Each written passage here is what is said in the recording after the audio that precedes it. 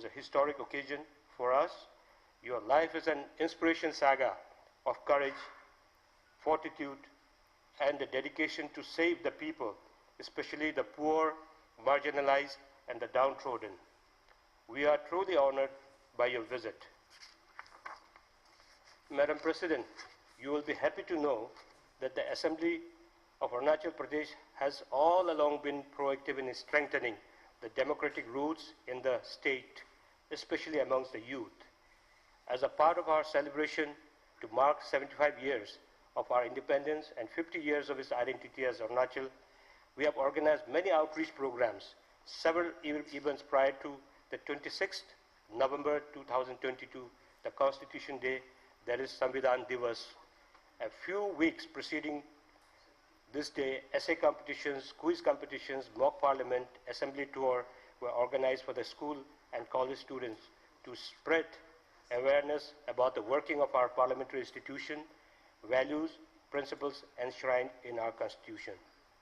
To conclude, may I once again take this opportunity to welcome you all and express my gratitude to our Honorable President, Srimati Draupadi Murmu ji, for her visit to this august house and who will be addressing us shortly. Thank you. Jai Hind, Jai Arunachal.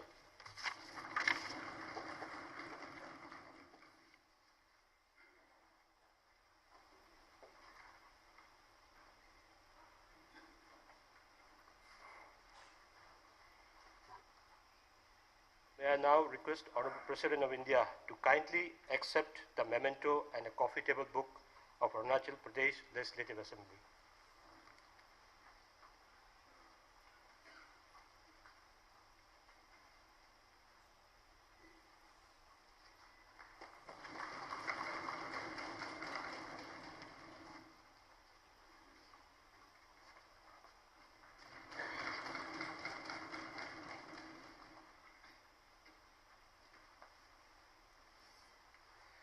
Now I request Honorable Governor to address the House.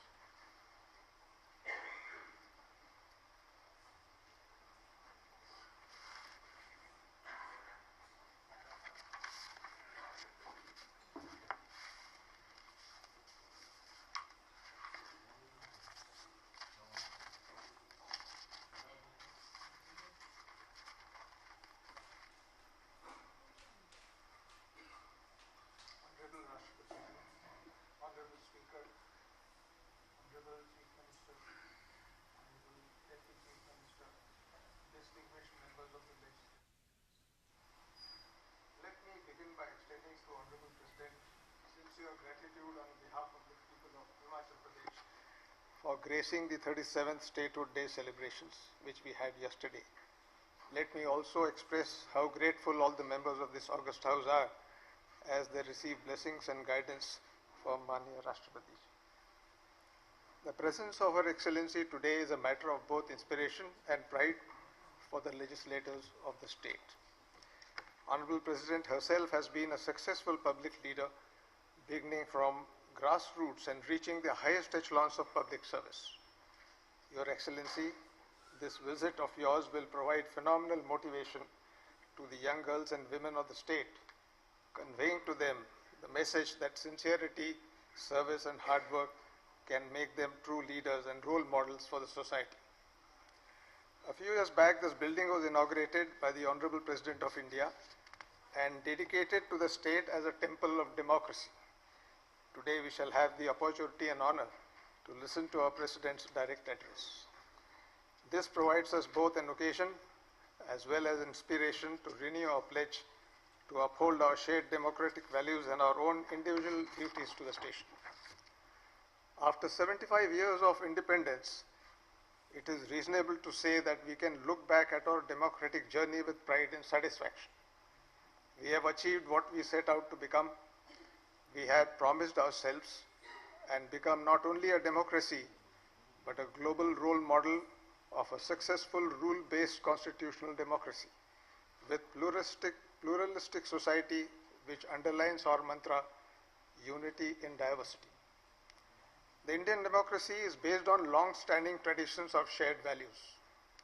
Although we are young as a nation, Our value system goes back thousands of years, and we are proud to have nurtured it, developed it, and kept it in pace with time. Honorable members, you all know that this house is also called Vidhan Sabha, as the parliament is called Lok Sabha. This dictum of Sabha references to such Sabhas and Samitis discharging similar functions are found as early as in our Rig Vedas and Atharva Veda. Even then, we have followed established and effective democratic principles and what is termed as collective consciousness of the people. It would not be wrong to state that we are the modern children of the value-based democracy which existed since dawn of civilization. Let us also recall with pride that the essence of democratic values is perhaps best found in our tribal societies, which have maintained consultative decision-making in its purest form. In a way, the functioning of this house is an extension of that age-old system that has withstood the test of changing times and shown to the world that our love for democratic traditions is all about. We must make every attempt to preserve this rich heritage. We are committed to further bolstering our ethnic identities and proudly showcase our distinguished culture to the world at large. We have taken up the project of documenting the cultural heritage of many tribes. We have also published indigenous language books, a feat that will go a long way towards preserving our indigenous heritage. We are taking steps to preserve our rich culture in the form of folklore, folk stories, traditional knowledge, and generational awareness. Safeguarding the cultural heritage of the communities is an essential and necessary requirement for sustainable development. Dear members, as we speak about progress and achievements, let us keep in mind that being the world's largest democracy with the greatest diversities comes with a great responsibility on our shoulders. There will be challenges, but we should not despair against adversity. We should rather diligently carry on with our duties towards the motherland and our fellow citizens. Let us all remember, the parliament and legislatures are cornerstones on which rests the edifice of our democratic policy. One of the basic objectives of a representative democracy is to see that governance is carried out in keeping in mind the mantra, people first. As you also do while serving the nation, we say nation first. In a parliamentary democracy, the legislature represents the sovereignty of the people. We have to be sensitive and responsive to the problems of the people and give voice to their grievances by raising them on the floor of the House. While doing so, we must rise above the narrow sectarian differences and instead build on our dreams of shared prosperity. As the saying goes, Vor populi, vor Dei, the voice of the people is truly the voice of God. We must act as the link between the people and the government. It has been a long and tedious journey for us since our state was conferred the status of a full-fledged state on 20th of February 1987. There have been many lows and highs along the way, but we have held ourselves together as an entity all the way. May this abode of democracy be a place for you all to work with responsibility, transparency, and accountability, which is visible to the people. I am happy to note that the political leadership of the state is fully seized of the challenges and opportunities and is working sincerely to usher in a new era of peace and prosperity for its people. There is nothing which can stand in the way of Arunachal Pradesh, provided there is will and determination on the part of its people and its leaders. You, ladies and gentlemen, the esteemed members of this august Legislative Assembly, being the highest political forum, have played a pivotal role by democratic discussions, debate, decision-making, to plan, preserve, and promote the interests of the people of Arunachal Pradesh. I call upon Arunachal Pradesh Legislative Assembly to continue to maintain the highest standards of democratic practice and dedicate yourself completely to the welfare of the people. The state of Arunachal has crossed a long journey in comparatively short period of time. Today's Arunachal Pradesh stands between the legacy of an ancient civilization and the promising horizons of a boundless future. May Arunachal Pradesh emerge as a land of grace and beauty, a shining jewel amongst the beautiful states that make up our great and glorious country. My highest regards once again to Honorable President for blessing our land of the rising sun through the precincts of this august house. Thank you. Jai Hind, Jai Arunachal.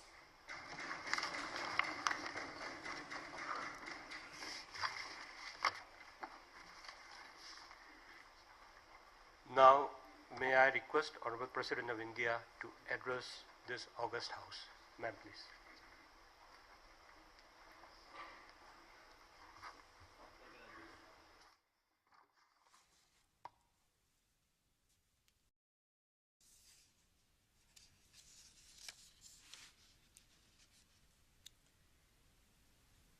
Arunachal Pradesh के विधानसभा के विशेष सत्र के अवसर पर उपस्थित अरुणाचल प्रदेश के राज्यपाल lieutenant general Patnaik ji, विधानसभा अध्यक्ष श्री फसांग दर्जी सोना जी, मुख्यमंत्री श्री पेमा खांडू जी, विधानसभा के सभी सदस्यगण, गणमान्य अतिथियों, देवियों और स्वजनों, सभी को मेरा नमस्कार। खूबसूरत राज्य अरुणाचल प्रदेश के इस लोकतंत्र के मंदिर में आज आप सबके संबोधित करते हुए मुझे हार्दिक प्रसन्नता हो रही है। मुझे ये अवसर प्रदान करने के लिए मैं माननीय अध्यक्ष महोदय, माननीय मुख्यमंत्री जी और सभी माननीय सदस्यों को धन्यवाद देती हूँ। ये देखकर मुझे प्रसन्नता होती है कि विकास का सूर्य अरुणाचल प्रदेश को प्रकाशित कर रहा है। अरुणाचल प्रदेश आज भारत की प्रगति की धारा का महत्वपूर्ण स्रोत है। ये राज्य और यहाँ के सरल तथा निष्ठावान निवासी देश की आर्थिक और सामाजिक प्रगति में अपना अमूल्य योगदान दे रहे हैं। अरुणाचल प्रदेश के विकास को देखकर पूर्वोत्तर क्षेत्रों की विकास धारा को नई ऊर्जा देने वाले भारत रत्न श्रद्धेय अटल बिहारी वाजपेयी जी का सहज ही स्मरण होती है। जब अटल जी प्रधानमंत्री थे तब उन्होंने पूर्वोत्तर क्षेत्र के समग्र विकास हेतु उत्तर पूर्वी क्षेत्र विकास मंत्रालय गठन किए थे। अपने उसके बाद अरुणाचल प्रदेश सहित समस्त पूर्वोत्तर क्षेत्र के विकास को शक्ति मिले। अरुणाचल प्रदेश में स्थापित लोकतंत्र के इस मंदिर में इस राज्य की उन्नति का मार्ग प्रशस्त करने वाले अटल जी की स्मृति को मैं सादर नमन करती हूँ। पूर्वोत्तर क्षेत्र के विकास हेतु अटल जी के सपनों को वर्तमान केंद्र सरकार ने और अधिक व्यापक और प्रभावी स्वरूप प्रदान किए हैं। इसके लिए मैं केंद्र सरकार की सराहना करती हूँ। मुझे यह जानकर बहुत खुशी होती है कि अरुणाचल प्रदेश की विधानसभा ने इस प्रदेश की प्रगति को स्वरूप प्रदान करने वाले सर्वोच्च मंच के रूप में अपनी महत्वपूर्ण भूमिका निभाई है। इसके लिए मैं इस सदन के वर्तमान और पूर्व सदस्यों को सराहना करती हूँ। माननीय सदस्यों, अरुणाचल प्रदेश में आधुनिक लोकतंत्र की नींव 1967 में नेफा पंचायत राज रेगुलेशन के साथ ग्रामीण स्तर पर शुरू हुई। इसके बाद के विकास क्रम में 15 अगस्त 1975 को प्रदेश काउंसिल को केंद्र शासित प्रदेश की विधानसभा में परिवर्तन कर दिया गया है। ये बहुत ही हर्ष का विषय है कि उस पहली विधानसभा में शिवो काई जी को इस सदन की पहली महिला सदस्य के रूप में नामांकित किया गया था। प्रारंभ से इस विधानसभा में 33 सदस्य थे, जिनकी संख्या 20 फरवरी 1987 को अरुणाचल प्रदेश को पूर्ण राज्य का दर्जा मिलने पर बढ़कर 60 हो गई है। इस छोटी सी शुरुआत से वर्तमान तक इस विधानसभा ने एक लंबा सफर तय किया है। इसके लिए भी मैं सभी पूर्व और वर्तमान सदस्यों को बहुत बहुत बधाई देती हूँ। आज मैं विशेषकर पी के तुंगन जी जी और तोदार तांग जी, तोमो रिवा जी, सोबेन तायंग जी और बांगफा लोबांग जी को नमन करना चाहूँगी, जिन्होंने प्रथम विधानसभा और कालांतर की विधानसभाओं के गठन में अपनी महत्वपूर्ण भूमिका निभाई है। माननीय सदस्यगण, अरुणाचल और मर्यादा संसदीय प्रणाली की पहचान है। हमें ये सुनिश्चित करना चाहिए कि वाद विवाद की सामग्री और गुणवत्ता उच्चतम स्तर की हो। साथ ही हमें विकास और जन कल्याण के मुद्दों पर आम सहमति बनाने की जरूरत है। मुझे ये जानकर खुशी हुई है कि इस विधानसभा में संसदीय लोकतंत्र के उच्चतम मानकों को बनाया रखा गया है। स्वस्थ लोकतंत्र के प्रति सर्वोच्च सम्मान बनाए रखने के लिए मैं सभी सदस्यों को बधाई देती हूँ। अरुणाचल प्रदेश विधानसभा ने डिजिटल इंडिया कार्यक्रम के तहत ई विधान के कार्यान्वयन के साथ पेपरलेस डिजिटल यात्रा शुरू की है। ये अनुकरणीय है। ये प्रसन्नता की बात है कि कई राज्य ने इस पेपरलेस मॉडल का अध्ययन करने और उसे अपनाने के प्रयास किए हैं। राज्य सरकार ने वर्ष 2022 को ईयर ऑफ ई गवर्नेंस घोषित किया और कई ई गवर्नेंस परियोजना शुरू की, जो न केवल प्रशासनिक सुधार की दिशा में मदद करेगी, बल्कि आम लोगों की जीवन को आसान बनाने में भी योगदान देंगी। ये कथन सर्वथा सत्य है कि ज्ञान बढ़ने से ही बढ़ता है। मुझे ये जानकर प्रसन्नता हुई है कि इस विधानसभा के पुस्तकालय के उपयोग की सुविधा विधायकों और अधिकारियों के साथ साथ स्कूल, कॉलेज और विश्वविद्यालय के छात्र के लिए निःशुल्क उपलब्ध है। मुझे ये भी ज्ञात हुआ है कि इस विधानसभा में नो ईयर असेंबली पहल के तहत समय समय पर स्कूल और कॉलेज के विद्यार्थियों को विधायी कार्यवाही से अवगत कराने के लिए बुलाया जाता है। मुझे विश्वास है कि आज की युवा पीढ़ी इस सुविधाओं का लाभ उठाकर देश और प्रदेश की प्रगति में अपना योगदान देंगे। माननीय सदस्यगण, आज के युग में पर्यावरण प्रदूषण और जलवायु परिवर्तन तक विकट समस्या है, जिनका समाधान हमें शीघ्रता से खोजना है। अरुणाचल प्रदेश जैसे भौगोलिक रूप से संवेदनशील राज्य के लिए ये मुद्दे भी और महत्वपूर्ण हो जाता है। मुझे ये जानकर प्रसन्नता होती है कि इस राज्य के नीति निर्माताओं ने इस विषय पर ध्यान रखा है। अरुणाचल प्रदेश ने पाके डिक्लेरेशन के माध्यम से जलवायु परिवर्तन के लिए प्रतिबद्धता दिखाने का संकल्प लिया है। मुझे आशा है कि अन्य राज्य भी इससे प्रेरणा लेते हुए इस मॉडल को अपनाएंगे और उनको भी दिशा मिलेगा।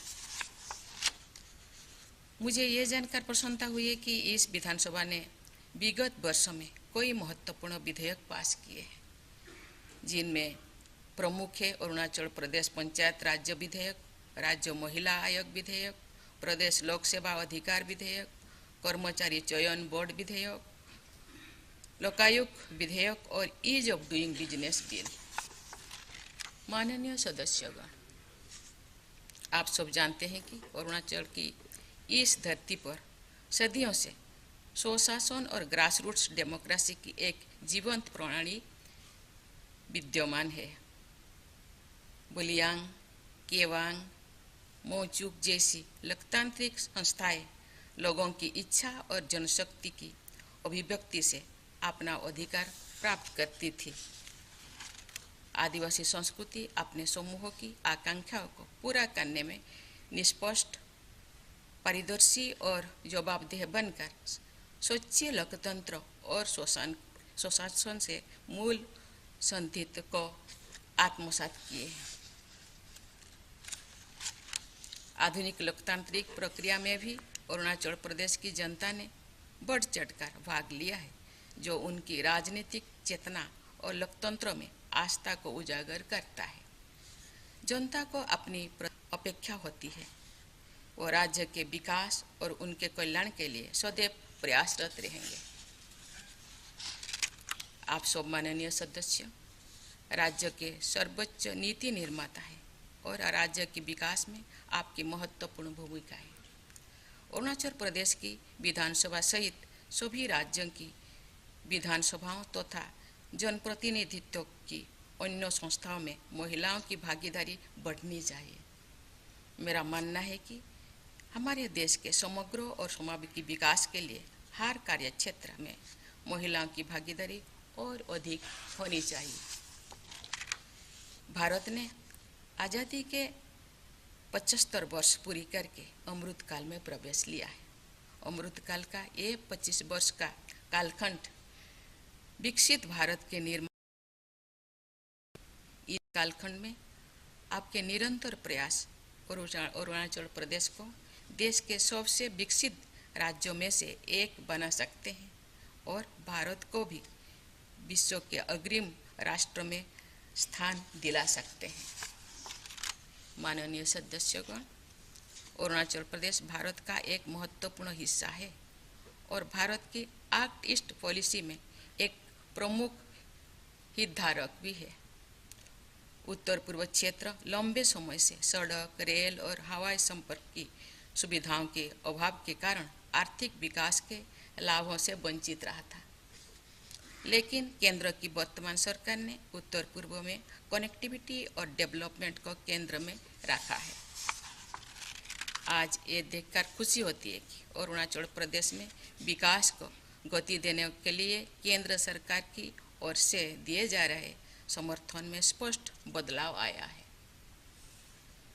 भरपूर सांस्कृतिक संसाधनों और गुणवत्तापूर्ण मानव संसाधन के बल पर अरुणाचल प्रदेश में एक अट्रैक्टिव इन्वेस्टमेंट डेस्टिनेशन तथा व्यापार और व्यवसाय का केंद्र बनने की पूरी क्षमता है।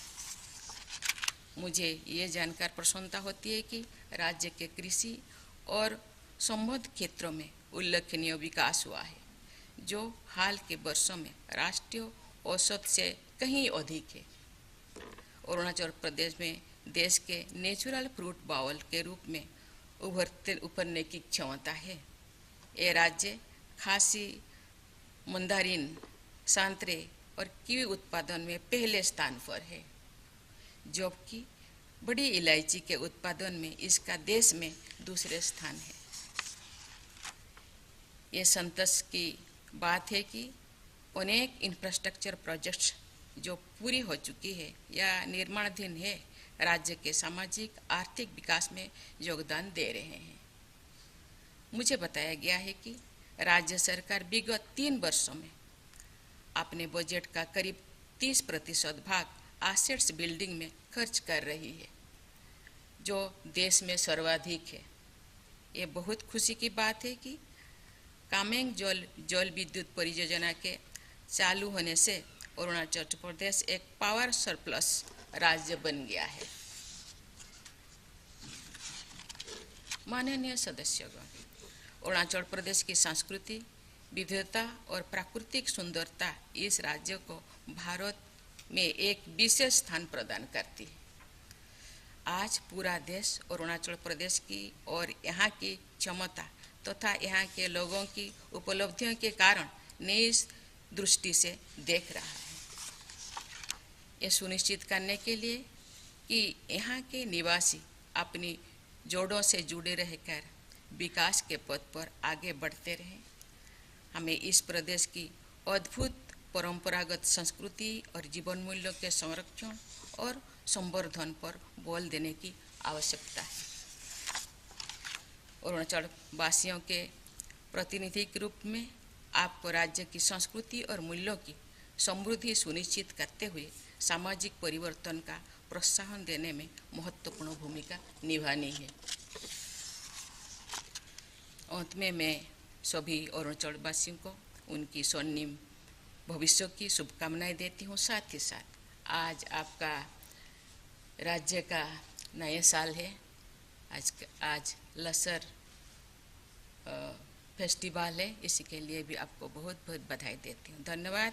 जय हिंद, जय Arunachal.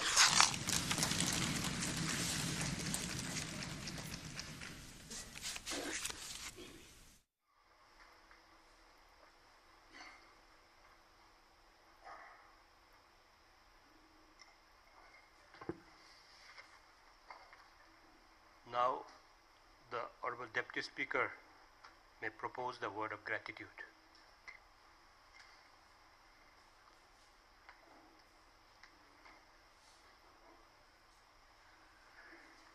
President of India, Srimati Draupadi Murmu ji, Honorable Governor of Arunachal Pradesh, Lieutenant General Retired Sri Kairaya Trivikram Parnaik ji, Honorable Speaker Sri P.D. Sona ji, Honorable Chief Minister Sri Pema Khandu ji, Honorable Deputy Chief Minister Sri Chonamen ji,